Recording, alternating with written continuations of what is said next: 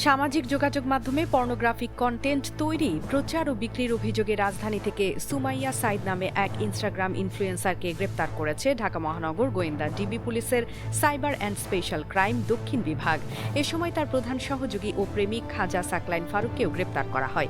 এ ঘটনায় মেয়ের কর্মকাণ্ড সম্পর্কে অবগত থাকা সত্ত্বেও তাতে সম্মতি দেয়া এবং ওই কার্যক্রম থেকে উপার্জিত অর্থ গ্রহণের অভিযোগে সুমাইয়ার বাবা মোহাম্মদ আবু সাইদকেও মামলার আসামি করা হয়েছে।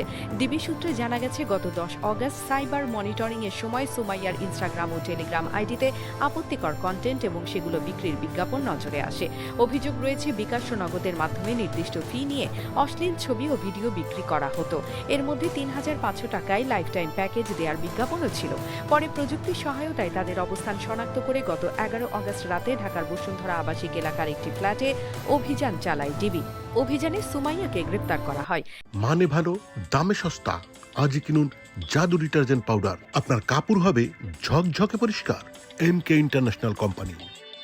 এ সময় তার কাছ থেকে একটি আইফোন 17 প্রো ম্যাক্স ও একটি OnePlus স্মার্টফোন জব্দ করা হয়েছে বলে জানিয়েছে পুলিশ। পরবর্তীতে সুমাইয়ার দেয়া তথ্যের ভিত্তিতে বাড্ডার ঢাকা পপুলার ট্রাভেলস এলাকা থেকে তার প্রধান সহযোগী ও প্রেমিক খাজা সাকলাইন ফারুককে গ্রেপ্তার করা হয়। প্রাথমিক জিজ্ঞাসাবাদে পুলিশ জানতে পেরেছে, কয়েকজন সহযোগীর সঙ্গে যোগসাজশে সুমাইয়া এই চক্র পরিচালনা করতেন।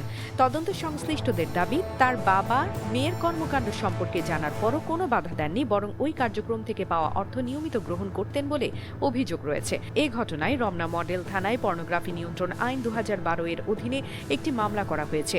মামলার রহস্য উদ্ঘাটন এবং চক্রের পলাতক অন্যান্য সদস্যদের গ্রেপ্তারের জন্য আদালতে গ্রেপ্তার ব্যক্তিদের 3 দিনের রিমান্ড আবেদন করেছে পুলিশ।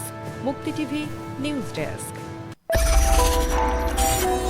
আপনারা দেখছেন আমেরিকা থেকে সম্প্রচারিত মুক্তি টিভি।